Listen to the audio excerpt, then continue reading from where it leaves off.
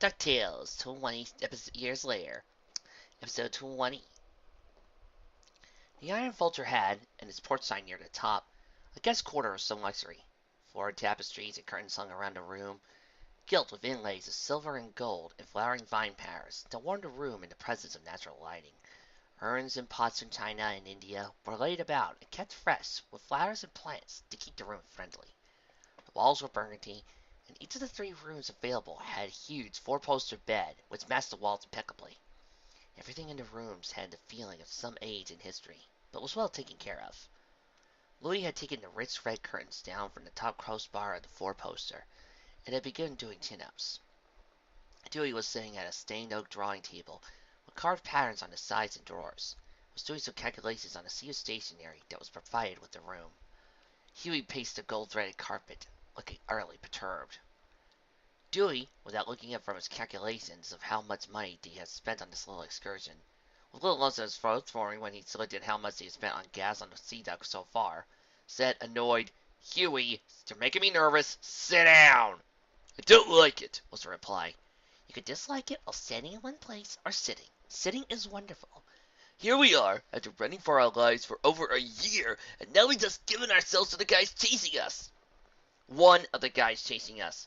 They guys who, if they had caught us, wouldn't have killed us." Dewey looked up. "What's the big deal? They said they're investigating Farron. They'll find us innocent, and we can go on with our if they find us innocent.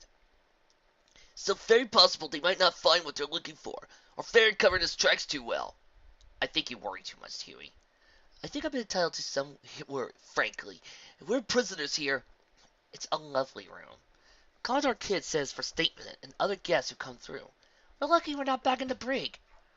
"It's a cage all the same," Huey rebuked as he flung himself onto the wine-colored armchair. "And we walked right into it." Louis landed on the ground with a thump, sweat beading on his forehead. He took a sodden towel from the nightstand and wiped himself down. "For what it's worth, Huey's got a point. Not you, too. It's a cage. It's a very nice cage, but we're still trapped with the SIL. However," he turned towards Huey and smiled, "you shouldn't worry like that." "And why not?" "Darkwing, of course. I trust Darkwing to come through to us." He nodded with some finality. "End of story." After speaking this, he laid himself on the bed, stretching the burnt-out muscles. "So, Dewey, what's the damage?" "Huh?" Huey picked up in the meaning. "How much have we spent?" "Oh, He turned back towards the figures and furrowed his brow. "About 10,000 for airplane fuel, nearly 500,000 in losses from the bed and breakfast." "We still got the money for the till, right?" asked Louis. "How much was that?" "About 2 million Creazo." "And the American?" "About $10 falling." He said and continued. "Food for the little revolving door crew, including that steak dinner and the bottle of scotch, came up to about $15,000. Clothes, repairs for the Sea Duck, miscellaneous expenses, including gifts and other luxuries for you and those silly girls, Huey. All this comes down to—" "Skip it," said Huey. "I don't want to know." "We're very grateful for you fitting the bill for this little expedition," said Louis. "Very nice of you." "Ah, quiet.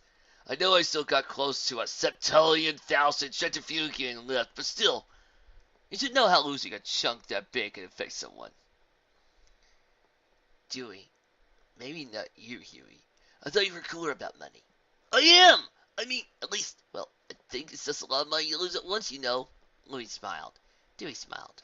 Neither one could comprehend the reason for the other's amusement. Huey threw his hands up. "Moving along, I still think we should be careful around that Kidd guy. I don't trust a guy who's that much into the law." "Huey, I am a superhero." "An illegal superhero, remember? I'm just saying that anyone that way creepily in the law won't hesitate to turn on us if things don't go out." Before he could finish speaking, the entire room shook violently. Dewey's chair turned over, spilling him and his money notes on the floor, while Huey and Louis threw themselves to the floor with a simple safety precaution. When the shaking subsided, Louis nearly screamed, "What was that?" Huey, however, was already on his feet. "Come on!" he yelled, before he slammed the door of the room open and ran out. Very soon he was followed by Dewey and Louis. He didn't bother getting into costume. Through the air and flew, in the defiance of gravity and sense, a giant bulbous iron balloon, a zeppelin, which ran at the top to scarlet tones of the Thembrian flag. The bridge of the Iron Vulture was an upward. Perry Kid sat in the center, a rock among tangled white rapids, as his men ran about, operating consoles and relaying information about the Iron Vulture, the Thembrians, the current strength, opponent's strength, and the specs of the giant balloon in front of them. The cardboard held a hand-up mic to his mouth, and began to speak in authoritative tones. Eyes closing quickly on the approaching Thembrian ship. Thembrians, you have opened fire on an SNIL craft, and by extension, a Shush sponsor craft in international air. This could be considered an act of war. I will give you a moment to explain yourselves or surrender. If you do not comply, we will blow you out of the sky. He listened for some answering noise over the radio, willing to respond. Very soon enough, a Thembrian answered, "A fearless leader requires that you surrender to Duck and his entourage. If you do not comply, we will be forced to take them from you by force." "I order the compliances here, Bump. Duck is in such custody. You cannot have him, yes?" "And here is what we were ordered to collect. Submit or die." There was a rough clicking noise, and the line went dead. The Commodore placed a hand on his forehead. "Oi, these iron jockeys certainly vex me so. Why is it that they cannot act like sane people?" "It's their society," said a voice behind him. "They believe we're inferior thanks to our different ideologies. Things like that don't fit neatly into that little thing called international law." 100 guns were trained on Huey and his brothers as they entered the bridge. "What are you doing here?" cried Kid. "Get back to your quarters." "I missed all the action?" "I think not. We're on this ship. There are women and wounded upstairs, and my employer's potentially very expensive vintage plane is in that hangar. I think we have a right to make sure it gets through this little incident all right." Pointing a wild finger towards the exit, Perry Kid was about to scream for his men to run them out the bridge, when a voice slanted through his radio. "Time is up, dogs. Do you comply, or do we take them by force?" Perry Kid looked at the radio with an unhinged look in his eye, before picking the receiver up in one hand, while gesturing for the boys to sit in the corner. "We do no such thing." He slammed the receiver down before screaming, "Aim all guns for the Red Thunder! Fire the wheel!" A gunshot rang out, before a man in an SIL uniform ran out the room screaming, being chased by a thick Rand, holding a musket. The Commodore sighed and wondered if the Sky Pirates ever had to deal with any crewmen. He couldn't help but smirk. Oh my god! So Will's grandson apparently worked on this ship.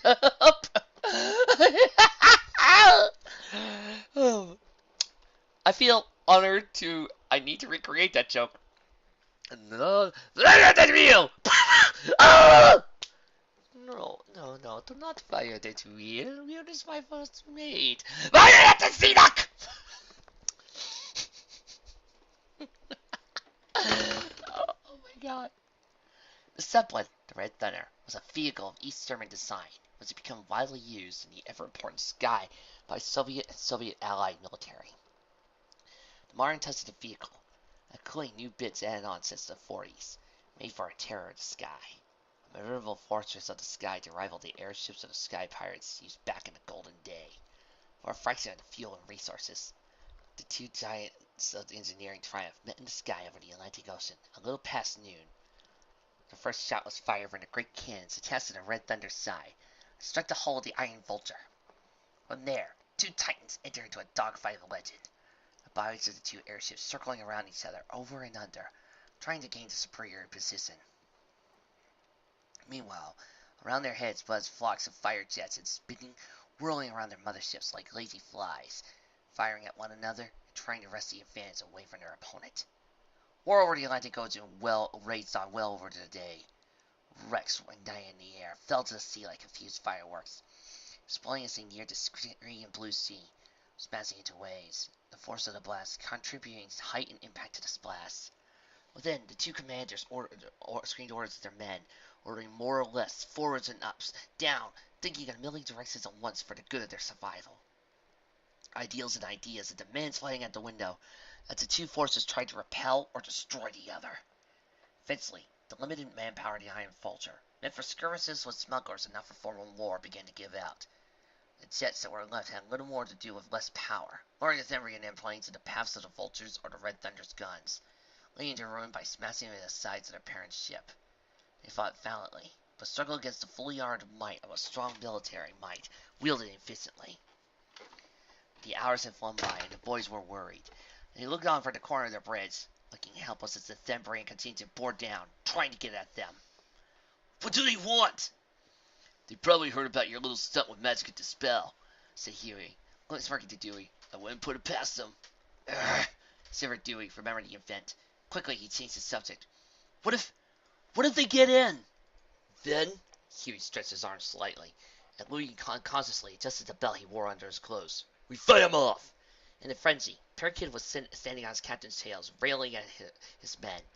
Rage made him forget his own head and spoke in a mannered, but still angry Spanish. Huey walked up purposely. "You're getting slaughtered out there, Junior." "And what's what you know, you famous, infamous ingrate? I got to throw you three into the drain just for looking at me funny." "Yes, no?" "I know the air. You're playing right into their hands. Those new Zeppelins rely on large capacity for the fires, to protect them while they bombard their targets. You can't fight out their numbers by yourself, not with this disorganized crew." "My crew is none of your business, Duck. You have to retreat, cut your losses, keep us out of danger." "I don't know no such thing. The SIL does not bow to terrorists." The faces had gotten closer as the two men yelled at each other, until another impact on the star in the Iron Vulture caused Parakeet to fall on top of Huey. Turning his threat, Huey began to fight the wailing flying coyote, until both were rolling dust of fists and legs. Soon, the crewman known as Ein had grabbed his Commodore, sporting a burning black eye, while Louie and Dewey grabbed Huey, whose face was simply burning red. "Attack me, will you? Fine!" Huey screamed. I'll show you how a real man fights out the enemy." He struck off the two brothers, quite hard as well, causing them to fall over on their behinds, and walked out the bridge. "Where are you going, you silly duck?" Kid yelled. "You'll see." After a few moments and a couple more impacts, the Commodore got his mind right. "Damage and halt!" 20% damage, one engine disabled. He nodded, extricating himself from Ein's grip. Fine. It's that the race-blind idiot controlled someone's initiative. Then someone with the full force of the light should have no problem. "Commodore!" yelled a small Chihuahua dog with pronounced lips. "There's a commotion in the hangar, I think." "What?" Dewey and Louie aside. "Final squadrons, 10 and 11, prepare for takeoff." The sky dog with an eye patch yelled towards the three-man crews of fireplanes lining up to take off. Limited peripheral vision, he was able to see the white fist coming out from the red-faced duck. He fell to the ground a yard away and knocked out. There was commotion as several men opened fire on the duck, and ran closest towards the jet, painting it like a many-toothed monster. The men were ordered to stop firing, not wanting to damage the President's blade.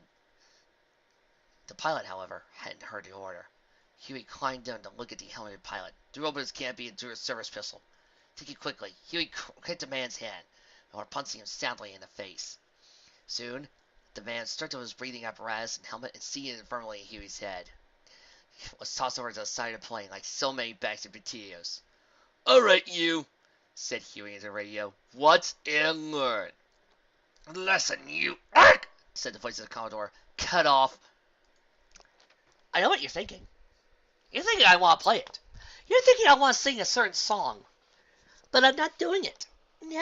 No matter how much people want me to do it. Sing that. You know, that one song that I've been preordained to play every time I see somebody getting to rev up and fly into an awesome scene with a plane. You know, that song. You mean that song that talks about people going on a highway? Yeah, that metaphorical highway. Into a zone full of danger. Yes. I'm not going to sing that song. You mean that song about taking a metaphorical highway into a danger zone? No, I refuse to sing it! I refuse to! Revving up your engine, listen to her howl and roar.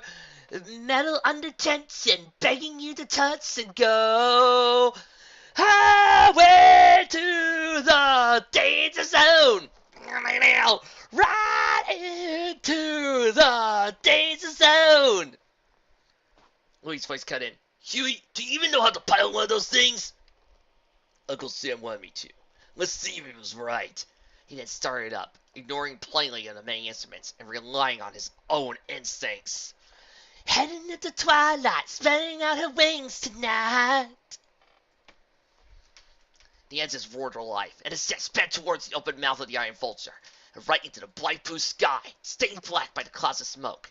Hugh's back sank into the seat of the jet, as his hands kept a steady grip of the control stick.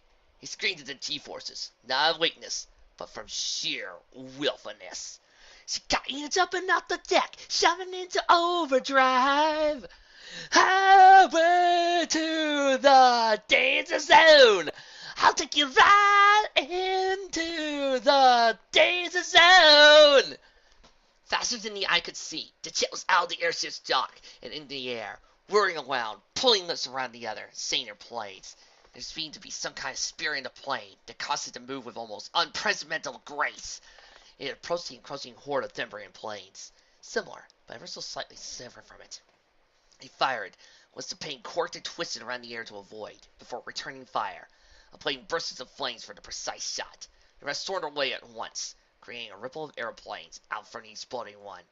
Huey gave a yell, not hearing the Commodore scream back out to turn his radio off, to spare him all the fruits of his rage, and chased after the nearest plane. The tightly packed Thembrian seemed like clumsy beetles next to his graceful dragonfly. Pulled a loop, firing on several too slow airplanes, was flared up and fell like stars. They never say hello to you until you get into red light overload. You'll never know what you can do till you get up as high as you can go. Cue up the guitar rock solo. He was tasted a battle, and the consequences of his wild fighting were felt throughout the battle.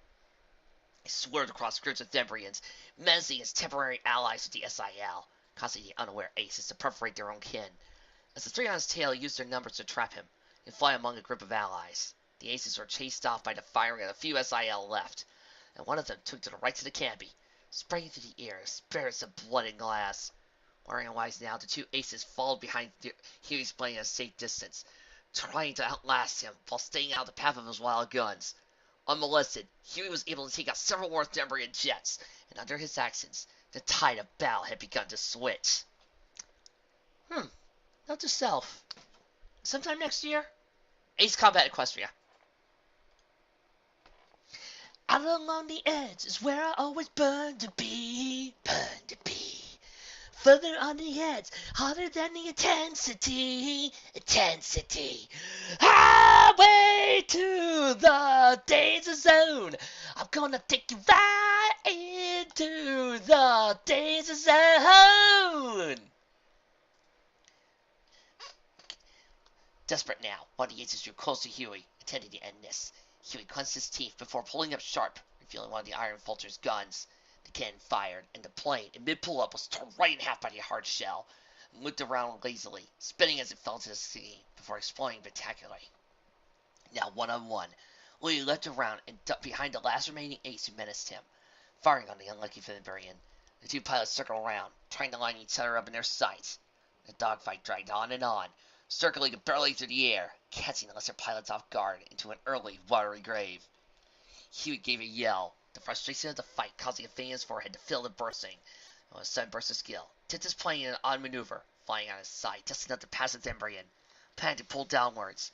Huey then pulled up sharply, looping up and around until the plane was facing downwards again, right behind the ace. With a single burst of his guns, he sent the last of his ammo into the jet engines of the Thembrian plane. The everything combusted. He pulled up before his own nose could be caught in the leaping flames. Right into the danger zone! Highway to the danger zone! I'm gonna take you right into the danger zone! I hate all of you! I hate you, Trixie. I hate you, Twilight. Tempest, you're okay. You're okay, gal. I wanted him to sing Mighty Wings myself, but what do I know? He then turned his sights towards a huge, momentarily unprotected Red Thunder Zeppelin. He fired, but found he exhausted ammo during the fight. Fine! He hit the boosters, the throttles, the retros, whatever they were called, sped on towards Huey's airship. He aimed for the pounds in the iron casing of the balloon that held the monster up, and braced himself for impact. Boom! Watching from the open mouth of the Iron Vulture, the girls, Huey's brothers, Webby, Doofus, and the Commodore watched the jet fly into the oblong target and explode. All at once, the volatile gases inside combusted, and for a moment, the panels of the balloon expelled out, dropping into the sea. The Red Thunder was, for a moment, a light and fire, for it was merely an empty, falling frame of its former shape. The cabins and hangar, now unsupported in the air, fell to the ground like a dull rock, and broke in half with the impact of wire. They could not see beyond the lip of the Vulture without falling out of the ship, but imagining the drowning crew of the airship was terrible. The three girls were sobbing, calling Huey's name. He couldn't, said Louie. Huey. Harry looked on in shock, looking up towards the spot on the strike zeppelin where the jet had crashed and exploded. The whole skeletal thing sunk out of sight. After a moment, stunned silent, the Commodore spoke. Fur. Say that again! Screamed Louie, grabbing the Commodore's fancy coat. He's not the only one with the anger management issues, you know. Such common reactions. He has given his life for mine, and I thank him for that, yes. But certainly there was a better way. Shut up, Commodore, said Dewey, darkly, his right-hand trigger finger twitching unconsciously. For example, what about the parachute? Commodore allowed two goons to pull Louie off his jacket. He did not deploy it, yes? That could have saved my life, said a voice from the radio, still breathing hard in anger. Huey! Everyone yelled, crowding the receiver of the radio, trampling the Commodore underfoot, before all talking at once. Quiet, everyone, he said. They were silent. I'm coming in, and I need to do something to feel better. Come to the mouth of the Vulture, make sure I land safely. With uplifted spirits, the group ran over, close to the open hangar they could. Lo and behold, saw the orange and blue-colored SIL parachute holding up the duck, with his arms crossed. They cheered as the Commodore walked up. Huey caught sight of the group then, and began to clench his fists. His face was still a mask of rage. The dogfight with an entire Air Force platoon, not enough to see his need. As he got closer, those who beheld him began to feel like taking a few steps back. Huey was hurt a yard from the ground. He disengaged the parachute and began to fall. He drew back his fist as he flew towards the group. The SIL men, figuring him to go for the Commodore, pushed him out of the way. With a final scream, Huey fell towards the ground. Pow! With a single punch, Louie was laid flat on the ground and skidded across the floor. Dazed, he rubbed his face and groaned, not understanding for a moment what had happened. It wasn't until he was picked up bodily by Huey that he remembered the events of 2 seconds ago. Huey. Paul isn't dead! That's the stupidest thing I ever heard of! Understand? Yeah. Louie was dropped off unceremoniously to the ground. The Commodore, still buried under a small pile of protective sky sailors, began to rail at him. Rather you get off! I did not give permission to fly off like that. If you hadn't shot down the Red Thunder, I would have you under a court-martial right now. I would be breaking you under my knee right now. Yes? No? Huey breathed out. Blood pressure returned to normal. He turned towards the Commodore, saying, You're welcome, before sinking backwards upstairs to his quarters. There was a long silence before the three girls gave a sound of joy and followed Huey towards the upper decks. Huey, you just decimated an entire airship. You have just saved your friends, your family, and the three hot girls. And now, you're about to get laid by hot, sexy Brazilian triplets with big hooters. I'm proud of you, man. Dewey blinked, before shrugging and beginning to make his conversation with the Commodore, now waving overzealous crewmen off himself. Well now, Commodore, what was that all about? You're three taking a simply rivalry so seriously. Sheesh! No. I mean the Thembrians. What was that? That, Mr. Duck, began the Commodore, looking at the blue-haired duck with eyes of dull hopelessness, was an act of world law, and you appear to be in the middle of it.